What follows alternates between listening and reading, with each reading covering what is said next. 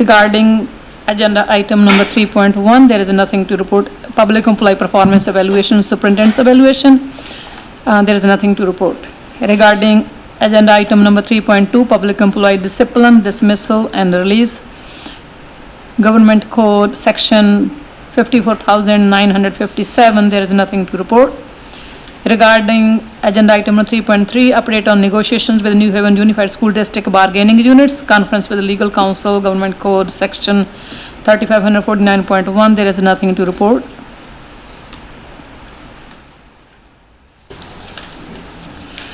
Procedure items, Pledge of Allegiance, please. Ready? Begin. I pledge allegiance to the flag of the United States of America and to the republic for which it stands, one nation, under God, indivisible, with liberty and justice for all.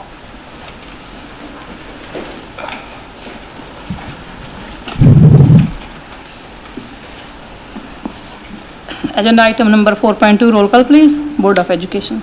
Martinez, Romero, Here. Nishihira, here. Canlis, Here. Wong, Kaur, Here. Chima. Here. Item number 4.2, approval of the agenda.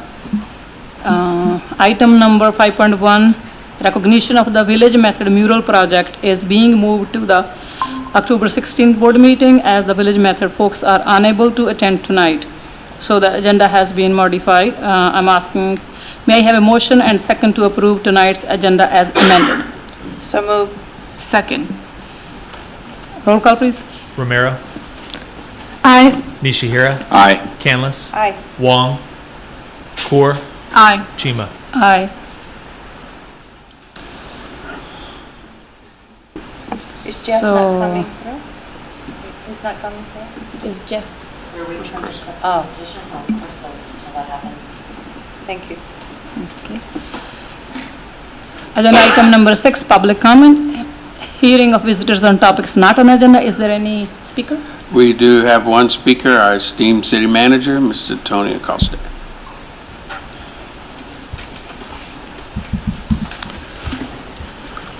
Good evening, Madam President, Madam Clerk, trustees and student trustees of the Board of Education, distinguished staff, fellow citizens. I'm Tony Acosta, City Manager here in Union City, and my job tonight in 3 minutes or less is to brief you on 2 ballot measures that the City Council has placed on the November 6th general election ballot. The first measure has been titled DD, as in double D, 2 Ds. That is a cannabis business tax. It's related to cannabis businesses which currently don't yet exist, but which the City Council has approved resolutions of intent to award permits for 2 medical dispensaries, 1 cultivation facility, 1 manufacturing facility, and 1 distribution facility. At this point, we don't expect any of them to be activated until the first quarter, March or April of next year, and 1 of them may not be activated until sometime after that. The business tax essentially provides revenue to the city. We estimate when result in about $1.5 million a year to Union City, and that would go into the general fund. It is not paid by any individual, and under state law, the sale of medical cannabis medicine is not subject to sales tax either, just like any other medicine or prescription is exempt from state sales tax. The purpose of the tax is to generate revenue, not only for general city purposes, but also to support the city's efforts to continue its efforts to combat the illegal black market, as it is called, in cannabis, which has existed in Union City for decades, which still exists, and in fact takes constant effort to suppress. In the last 2 months, the Union City Police Department responding to a report of gunshots fired in and around the northern Dakota neighborhood. After doing an investigation and identifying and basically chasing suspects, ended up in a fairly innocent-looking house in South Hayward that turned out to be the headquarters of a criminal cannabis drug gang. And we took scores of pounds of illegal cannabis, as well as weapons and money. And so that is an ongoing effort. We also are continually vigilant to identify and shut down illegal grow houses, as they're called, which can occur in residential neighborhoods, oftentimes unbeknownst to their neighbors, all over town. There was one in my neighborhood, which consists of very upscale executive homes, and it even happened in our former city manager's house after he sold it, an illegal cannabis grow house. And when I told Larry Cheese that, he was not at all amused, and I said, it's okay, we busted them and now the house is clean. So that's something that we need to respond to. We also want to make sure that youth access to legal cannabis and illegal cannabis is thwarted as much as possible, and that will be something we can start with our school resource officer program, but we will also be discussing other strategies and tactics with district staff to make sure that the risk of cannabis, which is now legal in California, does not become a universal available commodity to our youth. Our largest concern, to be perfectly honest, has nothing to do with the tax or legal cannabis. It's the well, it does have to do with legal cannabis. It is the legal authority granted by Proposition 64 for any adult to grow up to 6 cannabis plants in their own residence. We can't control that, but we want to work with the district to monitor any sort of available evidence that we have or data that youth are accessing it and or, essentially, to be used a vernacular, are, stoned in public or any other place, because we take that very seriously. And it's clearly not a good thing, no matter what the source of the cannabis is, for young people to be exposed to it.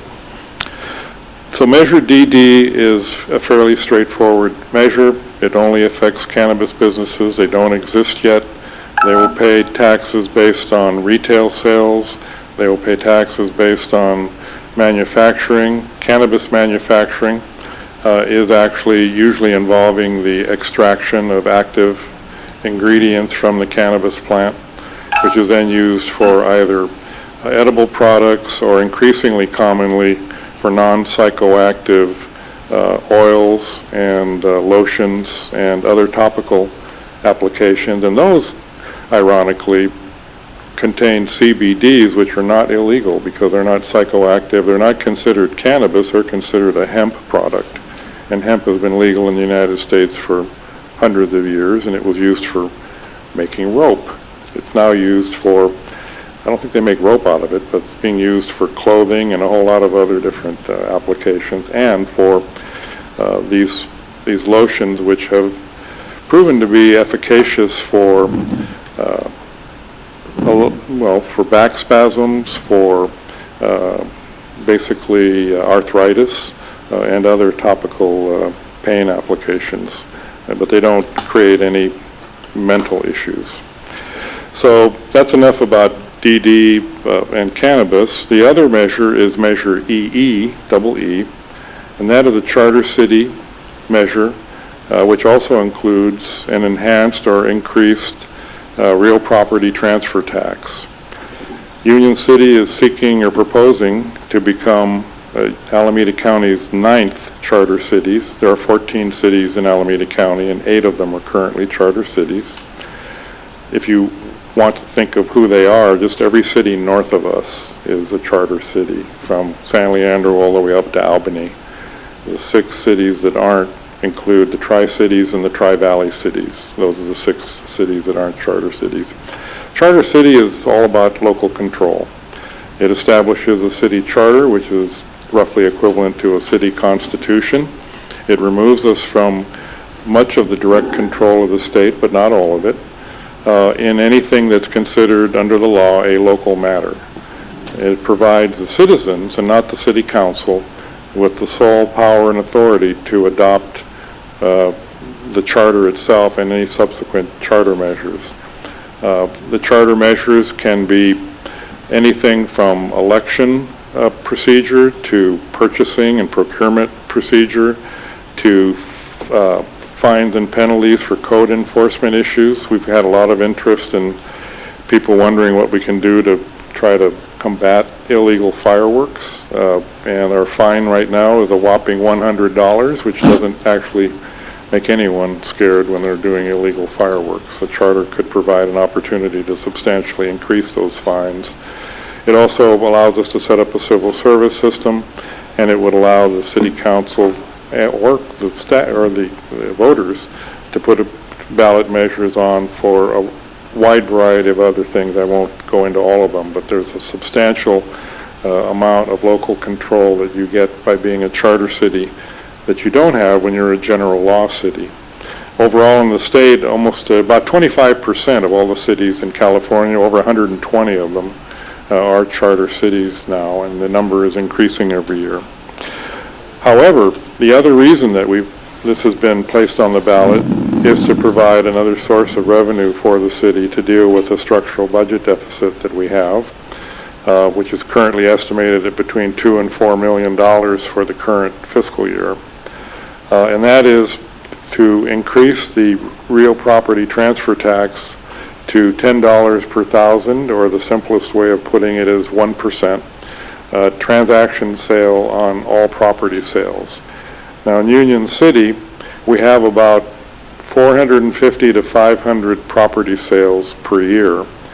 About 450 of those are residential, and we have anywhere between 10, 20, usually not any more than that, commercial or retail or industrial property sales. The statutory amount of a transfer tax for general law cities is $1.10 per thousand, so the enhanced real property transfer tax is about 20 times larger than that, which is a significant increase, and it would be about the average of the 8 charter cities that currently have real property transfer taxes. That average is about $11 per thousand, or 1.1% of the transaction tax. It's paid by buyers and sellers of property. It's typically split evenly between the buyers and the sellers. And for $1 million property sale, it would be $10,000, split 50% between buyer and seller, about $5,000 each. I've been asked by a number of, I think they're still my friends, realtors I know in the area. And by the way, the American realtors don't support this. I don't think they can support it. It's not something they would ever support. But they understand what it is, and I'm often asked, well, wouldn't that have an impact on property sales? The Bay Area News Group drew a connection this morning on enhanced real estate transfer taxes on housing affordability. I don't professionally believe that's an accurate assertion, because the primary driver on housing prices is supply and demand in our current overheated market, which is fueled by tens of thousands of very well-paid workers, mostly in tech and affiliated companies. And if you doubt that, the recent study showed that the average salary paid to a Facebook employee is $240,000 a year. That's the average, and it takes about $250,000 family income to qualify for $1 million+ home. So the real driver is not taxes, the real driver is supply and demand, and the influencing factors for affordability also now include rising interest rates, because as interest rates rise, more of your payment is going to go to the bank and less of it's going to go into paying off the loan.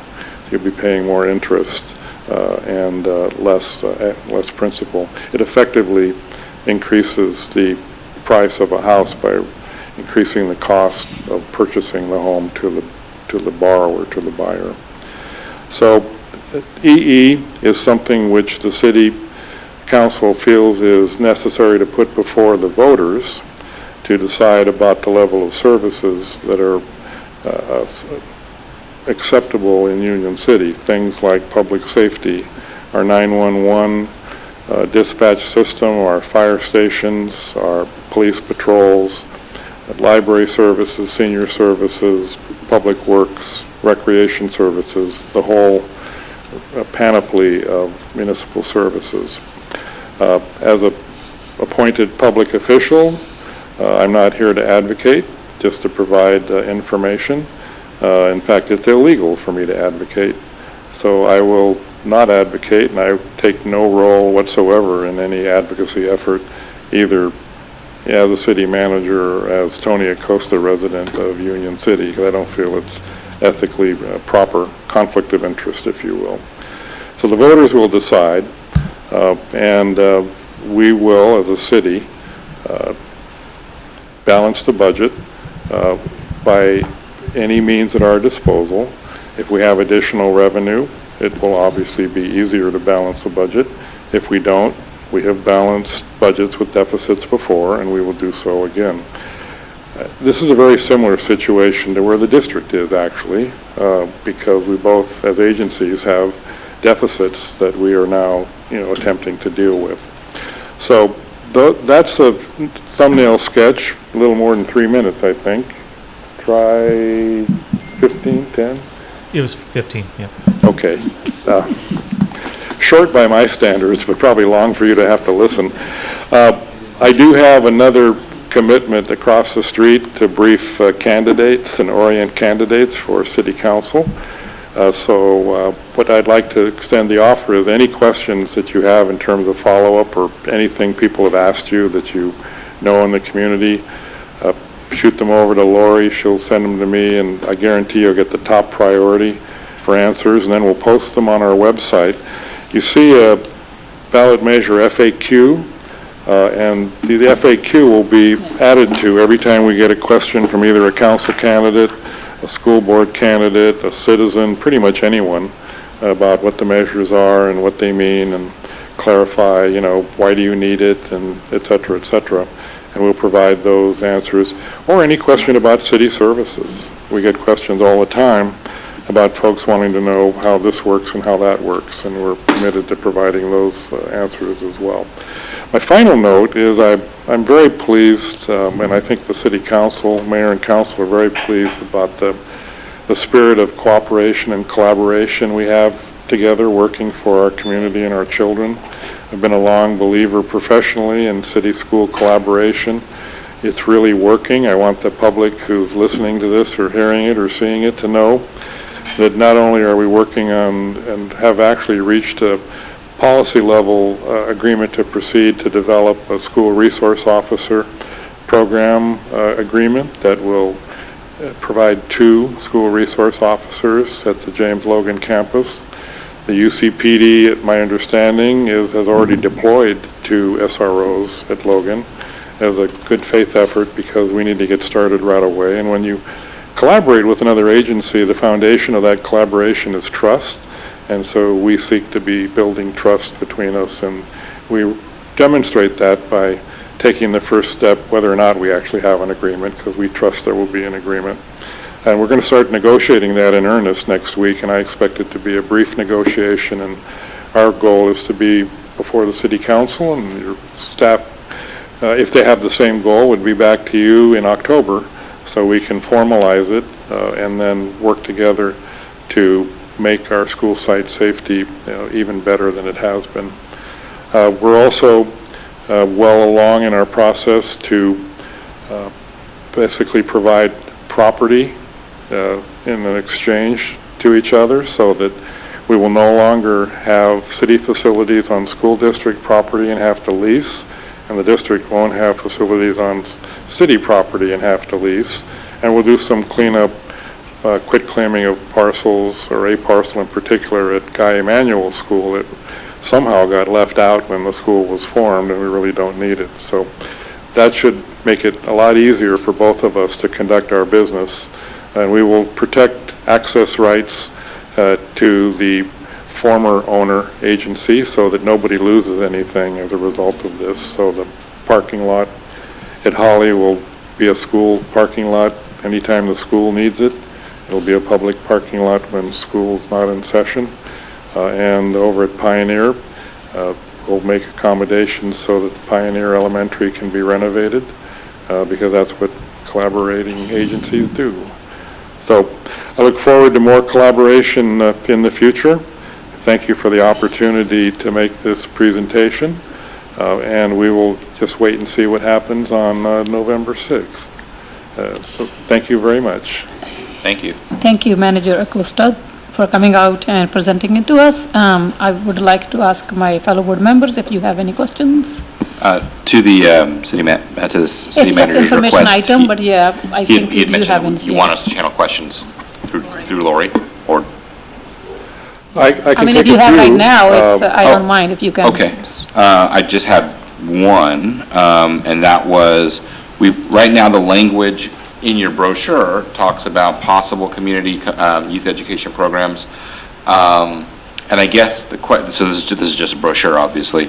At what point would we put more firm language in terms of like commitment, in terms of like things like the SRO?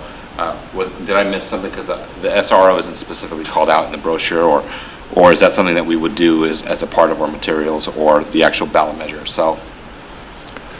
Well, the City Council is going to receive a budget projection from staff in very early January. Okay. That will set the tone for our next, actually we do 10-year budget projections now, but the functionality of that is largely symbolic. It's the next 2 or 3 budget years that we really look at very closely. I expect our budget to be sound enough to continue with our plan. Okay. But I can't guarantee it now because we haven't done those projections. We have not yet closed out the last fiscal year, and that will be the foundation that we build this fiscal year on. So if it doesn't sound like the strongest commitment, basically we have a commitment to do it unless our projections, really look unsound, and we don't expect that to happen. Okay. I mean, it would be a good idea to kind of clarify that, kind of similar to the previous ballot measure where we're like, okay, well, I thought the school district was going to get, X, but it didn't turn out to be that. And so I just wanted to see if there was, if and where there is any specific binding language or any commitment. But what I'm hearing from you is that commitment gets made after the budget is passed, not before the ballot measure is passed. Is that correct? Yes, these are general tax measures, which means they go into the general fund. Folks say, well, you can spend it on anything you want. Well, actually, the city's budget is pretty well structured, and it has been for years. And over 60%, almost 2/3 actually, of the city budget goes for police and fire services. So by operation of logic, out of every new dollar of revenue, about 2/3 of it ends up going to police and fire, and then the remaining third goes for public works, recreation, planning, administration, and et cetera. Okay. The City Council is very aware of the commitment that needs to be made for school safety and the need to make sure that if medical cannabis or any kind of cannabis business is going to be established in Union City, that it be safe and secure, and if it isn't, then it won't last very long because our licenses only last 1 year. They're not for life. They don't have any property rights associated with them. They're actually permits, and they can be revoked at any time if something goes wrong or they become a public nuisance. We really don't expect that given the two permittees, would-be permittees, because they have a very high-quality approach to their operation. One of them, the so-called Garden of Eden, that's their name, not mine, got some pretty good publicity this last weekend with the renovation and reopening of their facility, a medical dispensary up on Foothill, the top of Foothill, an unincorporated county that most people probably believe is Hayward, right next to the freeway interchange. If you come off of 580 heading into Hayward, you drive right by it. They spent a lot of money. It's highly secure. They're one of the would-be permittees who's likely to be in operation in Union City in March. And we just got told today that they have hired a very reputable builder to make tenant improvements to the old warehouse that they're leasing on Union City Boulevard. So they don't have a permit yet. They've got to do a lot of more work with the city. So the security plan, the tenant improvements, the traffic plan, the parking plan, all that's got to work before we issue the permit. Thanks. But they are serious, and I think they are going to make a good effort. We hope they're successful. They have been in Hayward for many years, and but if they're not, we're not stuck with it. I have a point of clarification or point of order here, Yeah, I think we because if switched this the, is, yeah, something's out of order, and if this is under information items. yes, Which is out of order, then we can have this conversation, but if it's under items not on the agenda, we shouldn't be having these conversations. that's right. So I think it's got switched. It's really the information items, agenda item number 8.1. So he Okay. should speak under the items on the agenda. So it just got switched. I just noticed. But it's okay. Your presentation is going to be understand. I mean, if we have to So change the procedural- language here, then we have to change the So language. point of order, procedurally, what do we need to do now? Right. Just information Well, item. if you still want to have this conversation, I think you have to go back and amend your agenda again, because this is actually on the agenda, and he We was... should have allowed him to speak under the public comment hears with on topics on agenda, not in the, No, his item is on here Right. under information items, so he Oh, should I not be see. speaking under items on the agenda. He Oh, should not be on the speaking agenda, right, under yeah. information items, Right, number which would 8. allow you to have this conversation. Yeah, So I'm thinking you have to go back and amend your procedurally. procedurally, or Yeah. you can just, Lori says no. well, but I think he's talking under information items. And Yeah, so he you- is, he is. So you can say that he's talking on information items, but you have to go back and say, are the speakers for, not on the agenda, are the speakers on the agenda, and then handle it as an information item. Okay. So, okay, let him finish, I think. Let him finish what he was doing. Actually, we Then- should probably do this, right? So I would imagine that we would have to put a motion on the table to, actually, why don't we actually just, before we move on, why don't we see if there are any other speakers? There are Because- no other speakers. There are no other speakers? Topics, not on the agenda. Okay, And on the agenda or not on the agenda? Okay, there are no speakers on topics not on the agenda. Okay. And there are no speakers on topics on the agenda. Okay. So now So we we are move already to in information information items. items. Okay. Yes. And he's already presented under Got information it. items. Yeah. Now you can have the conversation. thank you, Superintendent. Thank you. I apologize for being out of order. It happens to me sometimes. I should But have honestly, if gotten you that. have questions, Yeah. we're more than welcome. You're more than welcome to send them to us. Any other questions? No further questions. Linda? I have a real quick one. Maybe I missed it when you were talking about it. I'm looking at Measure EE, and so I just want to clarify, this is both for residential and commercial properties. That's correct. It would And apply to it- all sale transactions. Okay, so old and new, doesn't matter. And then the cost is split between the buyer and seller, even if it's a commercial and, Yes, Regular, okay. it's technically negotiable, but in every county sets a norm for the transfer tax, and Alameda County is a county that splits it between Yeah. buyer and seller. yeah, because I was just wondering, there was differences between residential transfers and commercial transfers.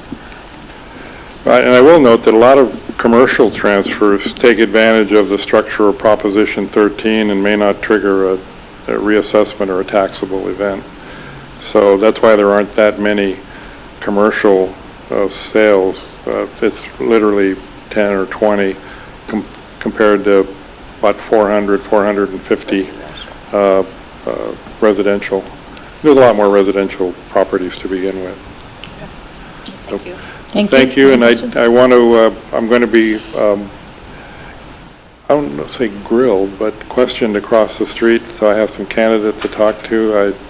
I just wanted to provide this update and not be out of order. We wish you the best of luck. No, I can email you my question, that's okay. Okay. Yeah. Because you have to step out, so Ms. Kaur, she said she will email it to you, your question, our question, sorry. So thank you very much. Thank you. Thank you. Okay, so next,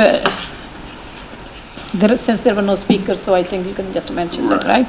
So next agenda item is 8.2, items from the board and superintendent. Can we start from our student board member, please?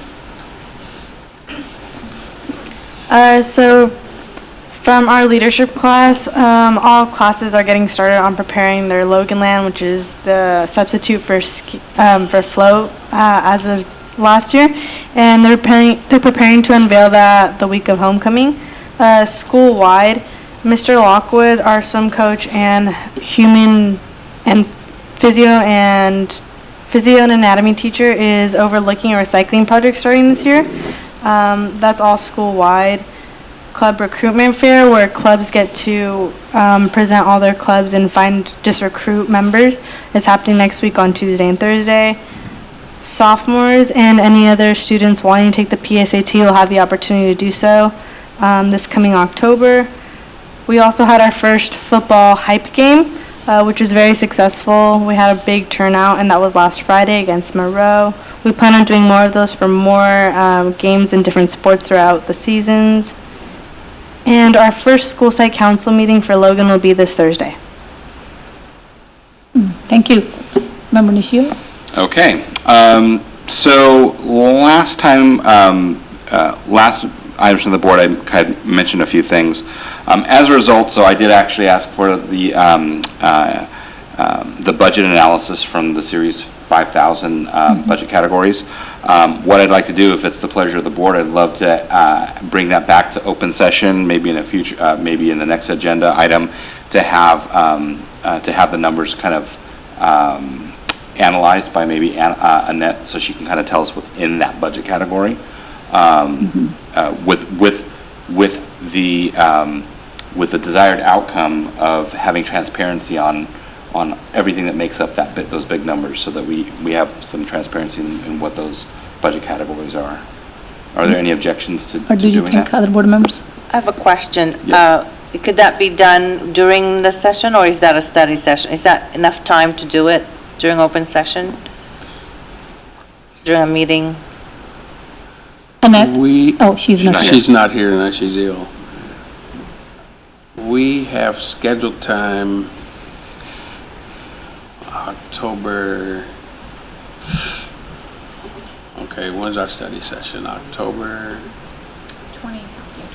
23rd, I believe. 23rd for the housing element. Yeah. So we put two on there. We had a budget session ahead of the employee housing. Right. Right. So you can either do it that night, or as Mr. Nisha here is asking, to do it in an open session here. It's completely up to you. What do you think? I'm fine with either one. Well, it's better to do it in open session if it's not more than an hour.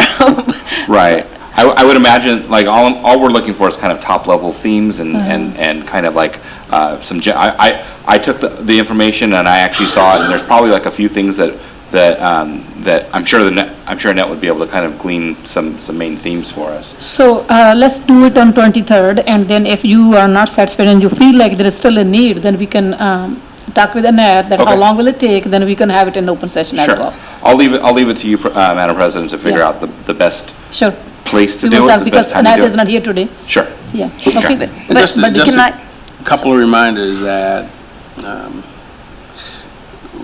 anybody can attend a study session. Yep. So if there are people who are interested in learning more about the budget, let's invite them to that night. Okay. Fair enough. Right. Yeah. That's what I was going to say, because it's important for the public to know how that looks like, and again, they could come one or the other. Okay. Yeah, because it might take too long during these sessions. Yeah. Is it okay? Yep, that's fine. Ms. Kaur? Yeah, it's fine. Okay. Thank you. Okay. As far as the, I'm excited to have the study session. There's a lot of good stuff that's going to come there. One of the other things that I'd just like to kind of bring to the board's attention, before we actually start talking about the workforce housing session, there are some open directives that are currently on the table right now around the reopening of Bernard White Middle School. The previous board started actually working on that, and I believe some subcommittees were kind of assigned. And I don't know if I know that we had like three, or I think it was like three different scenarios that we could open up the different schools, if I remember correctly.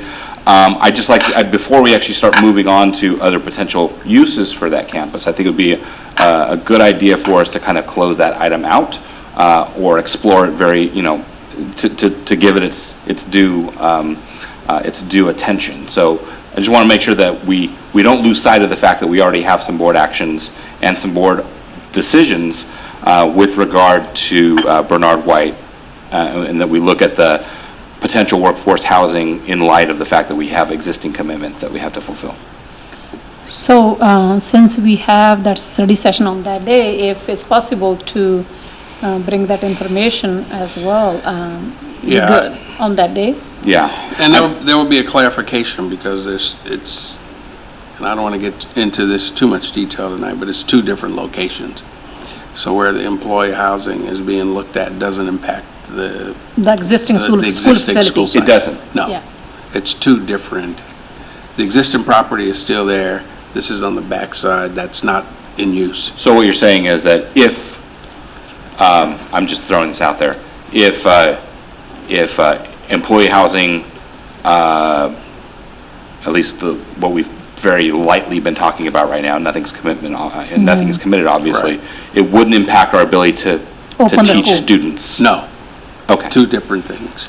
The existing facility would still be there, would just have to be, brought up to speed. But Got where we're talking about, and you'll see it on the 23rd, is the back side of the school that it's just a vacant lot Got back it. there. Okay.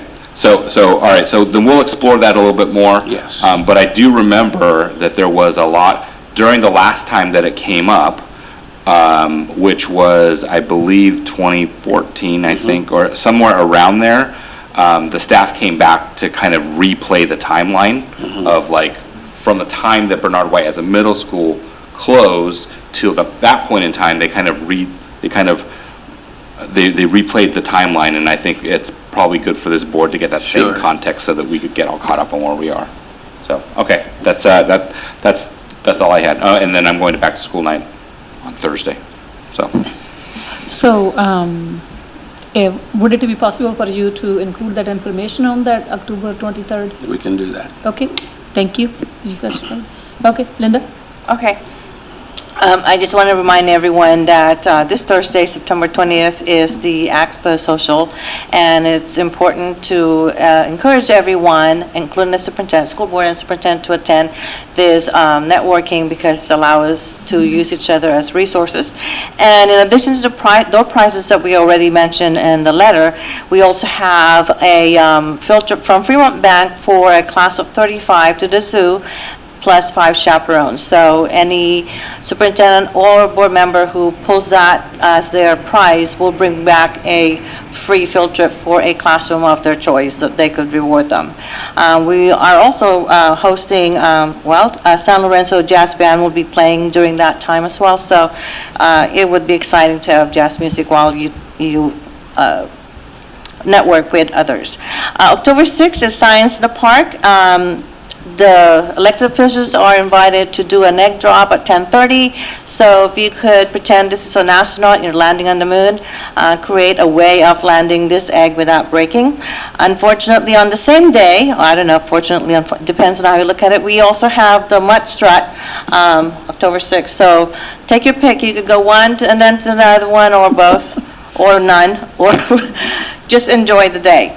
Back to school night has been happening all over, and they are such wonderful venue to get to know what the community is thinking. Parents are sharing what they're seeing. I heard a lot of good feedback about what we're doing, so that's good. It's not often that you have so many parents all in one place. And I'm also looking forward to the upcoming back to school night coming up. I would like to emphasize to the instructional leaders, our principals, the importance of getting in the classrooms as often as they could, because it's so important that principals see what the kids are doing, how relevant engagement are happening, and what teachers are doing in the classroom. So again, I would like to reinstate that being the instructional leader is so important for principals to be in the classrooms occasionally so that they know what's going on. With that said, I would like to continue to compliment the teachers for the work that they do in inspiring our students. I would like to thank them. I just never have enough time to do that, except during their days, but I want to make sure that they know that we know that they're doing such a great job in what they do. Today, or a few days ago, I saw an article, or the Time magazine's, I don't know if anybody have seen, I'm an American teacher, and they list all the other jobs that they hold in addition to being teacher. It's just really disheartening to even have that published that way, but it's reality. So I want teachers to know that we appreciate what they do and that they're important in creating, really trying to mold our future for us. Also this weekend, and I think Ms. Kaur and Ms. Jima will probably talk more about this, so I'm just going to share that Logan hosted an exciting kabaddi sports event, and we were privileged to be there to witness it. I'm going to stop right there because I know you have more than I do about this, but I was just so excited to have been part of it in some way. It says 14 games, and I thought, well, where have I been all this time? I've not known that there's such a thing. Anyways, thank you for inviting us. The attendance letter was excellent.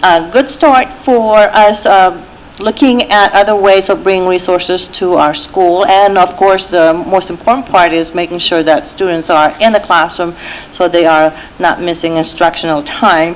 But in addition to that, of course, the financial benefit and resources that we get. I would also like to challenge everyone to do the hot chili pepper challenge. Because the money comes back to our classrooms and to our kids. And jalapeno peppers are not that bad. And please be generous when you do donate. So if you see a strange face on Facebook that they post, I'm not posting it because I know I did it and got surprised by it. Please disregard the look. But know that the money goes to our kids. Talking about the foundation, we do have the gala on October 20th. And as you know, the resources for our schools right now are scarce more than ever. So I would like to invite every single board member and their friends to come to these events, because whatever money we make goes back to the classrooms and to the students' scholarships. So please put that on your calendar, October 20th.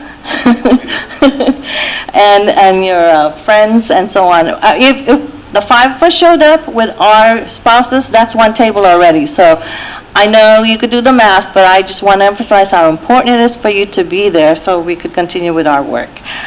And I think we have a special auctioneer who will be selling or making sure that a cake could go up to $800. No, $900, which is great because that money goes back to the classrooms and goes back to the Lower kids. expectations a little bit this year. You're gonna start having to break your own records every year. Well, I'm challenging this board to go and purchase together one of those special cakes. So, thank you so Depends on how many much. slices I will get. Yeah, thank you. Okay, Member Kaur? Is Member Wayne? Oh, Jeff? Are you there, Jeff? Can you hear me? Yes, I'm here. Can you Thank hear me? you. Are Yes, you, we can hear you. are you listening all of the things? Yes, yes. Yeah. Yeah. At the beginning, I'm missing something in the beginning, but I, for the most part, yes. And I'm going to back next week and I try to catch up on most things. I just want to say one thing, and the attendance letter, they did a very good job. And to do the communications and the people aware the issue, that's great. Yeah. Thank you, Jeff. Your voice is very clear. Just want to let you know. Thank you. Thank you. Okay, Member Kaur? So I'll be attending the ROP meeting on Thursday. at 4 o'clock. I just wanted to announce that we have a new CBO at the Mission Valley ROP. Our former CBO, Dr. Weasley, had a surprise retirement letter come through towards the end of the year. So we're now back to who was former CBO, Marie Dela Cruz. She will be joining us, and we all have heard great things about her, so I think we're thinking in good hands. So that's a little bit of the Mission Valley ROP. And last weekend, or actually last week, I had attended the forensics community and parent session where they kind of go over their budget, their activities, and what they, I guess, want the new parents and the new community members to know. But they also shared that a lot of people had expressed interest in finding out, I guess, how to be a judge, because I know I've made announcements here in the past, and I have actually gone and judged, and it's very intimidating if you haven't gotten the right training. So they're having a session on September 27th at 6:30 p.m. in room 408, and it's called the Debate Judges Clinic. So I think if anyone is interested in wanting to be a judge in the future, and they just feel like this might be a good way for them to kind of build up that confidence to go do so, this might be a great opportunity. And of course, I'll be asking as time gets closer for you to be a judge. So if you can take advantage of this clinic now, you might be a lot more prepared.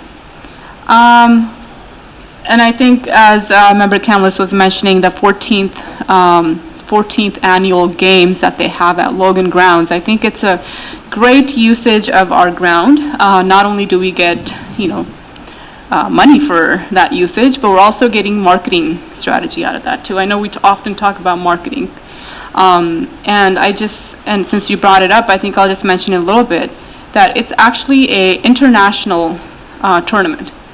Not only the players come from outside of the state, the nation, but the audience, the people that come to watch, the fans come out of the area. I know I had family members that had traveled from Central Valley who called in sick, or for whatever reason they wanted to be here, right? So I think we can take advantage of opportunities like this that we have on our grounds, and part of it is for us, and I haven't been attending all 14 years either. Half of them I didn't know, but it has been 14 years, at least maybe 10 or so, if not more, has been at Logan Grounds. I know they tried it at Chabot, and they have tried it at East Bay.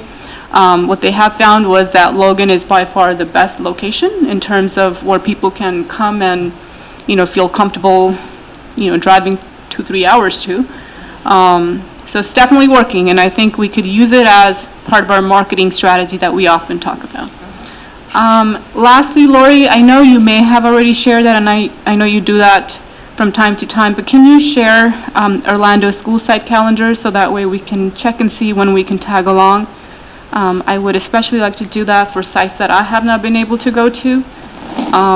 So having that in advance, maybe we can figure out or alter our schedules to see if we can make that work. That is all. Thank you. Thank you. Actually, I have also requested the same thing, calendar. Yeah, I know Lori gave me the way how to access his calendar, but I was not able to put some time and effort into it. So I would like to have PDF of the calendar, maybe. That'd be better for all the school board members, in case they have some time, they can participate. So for me, I attended the 9/11 Memorial here on Flight 93, Memorial Union City, which is very important for us to recognize that we are the only city on the West Coast who happen to have that memorial created in our community, and it's just a pause for a few moments and take time to reflect upon those lives people have sacrificed for us to live freely. And as we all know, history of our nation has changed, and all of us actually have been changed in some way or another way. And I'm glad Dr. Smith was able to participate as well. Too bad that it was an annual ceremony every year, but this year Tony announced, and Mayor, of course the council, because of the funding situation, they might be putting it off, like having once every 5 years or so, which is not good. I don't like that, but we will see. They said it depends upon the measures in November, so they might be able to have it, an annual event. And on September 8th, I was able to join, and there was a march in San Francisco, Rise for Climate, Jobs and Justice, Environment Protection. So I was able to join in that. There were like more than 30,000 people. They marched in that march. And there was a global climate summit going on in San Francisco now, like it was in the pretext of their summit. And I think that's it for me, and I'm looking forward to attend some of the more back to school nights. Thank you. Just a couple of quick things. October 2nd, the board has asked for a while now, where are the people who are leaving the district? Where are they going? Why are they leaving? So Blanca Snyder, Marcus Lamb from the Central Enrollment have given us some data, shared that data with Chris Hobbs. He's put it in a format that I think we can all understand, and he's going to do a presentation to the board on October 2nd, so you'll get a sense of where people are going and why they're leaving. And then we can strategize on how to keep people from leaving. I do want to say that Mrs. Metzinger and the directors, we at least in my time here, this is year 7, so the first 6 years, we spent an awful lot of time in classrooms. Every time we go and meet with the principals, we walk the campus with them. Their assistant principals walk as well with them. And now because we're not doing the big walkthroughs anymore, just because of budget situation, not want to invest in too many subs, they're still walking. Mrs. Metzinger, the principals, the directors are walking. I was supposed to last Friday and kept getting called out, but they are very visible in classrooms, and probably more than any place that I've seen. So I do want to at least say that from an instructional leader standpoint, they spend an awful lot of time. The critical piece is the feedback. What feedback are we giving people based on what we see? That's where you'll see, that's where we'll see the difference. I've already said study sessions are October 23rd. We'll give you whatever information you need. We try and give you what you need to make good decisions. And with that, I think we're in good stead. And I'll be out of the district Thursday and Friday, but I think it'll still be here when we get back on Monday. So, thank you so much for your report, and also for touching upon the being more visible and participating in the class walks and going to the school sites. It has been my experience also I have seen the change from the previous administrations, that you have been more involved in the instruction side and going to the schools and supporting our admin as well as our teachers. Thank you so much for your good work, and of your team as well. Moving on to the consent agenda, are there any items that members have questions, need clarification, or would like to remove for separate vote? I have clarification for 10.1. 10 point. Oh, okay. And that's it? None. But it can stay on the, okay. Lance? Nothing. Jeff, do you have anything to? Jeff? Hello, Jeff? Jeff, are you still there? Yes, and my connection is in and out, yes. I have nothing to update, yeah. Do you have any items said he to has hold nothing. from the, nothing? Okay. Ms. Kaur? None. No. Okay. Can you please share what you want? Yeah, last meeting, I think I gave this out of order because I spoke, and then somebody else, I think Mr. Nishihara did, and then I added this one at the end. So it was regarding the principals as well, walking in the classroom. I know that this group goes and is very visible. I'm talking more of the principals themselves without you having to go on their own, at their own time, whenever they could, so that when parents come to them, they could actually say, I mean, they can't know all the kids, obviously, but they could at least say, I know, I've been in that classroom, I've seen how that works, and people cannot point finger when you could actually say, Miss Score is doing an excellent job because I've seen her do blah, blah, blah. Okay. So I just want to make sure that we reflect on last week's, no, not last week, last meeting, because I think I added it at the end after Mr. Nishihara talked, after my turn, so just wanted to make sure that it was something I was, yeah, thanks. So we're saying that, can we approve it as amended? Yeah, approve as So do we have amended to have and a add separate that. vote for this one, or no? No. Okay. So it can stay on the agenda, Yeah. and please amend the minutes, and then it's approved as amended. Okay, so may I have a motion and a second to approve consent agenda item 10.1 through 10.12, roll As amended. As amended. as amended. So moved. Second. Roll call, please. Romero, Aye. Nishihira, Aye. Canlis, Aye. Wong, Core, Aye. Chima. Aye. Let's clarify the vote, the roll call. Jeff Wang? I don't see his picture anymore. Oh, did he go offline? He's offline, he I said. don't see his picture. Yeah.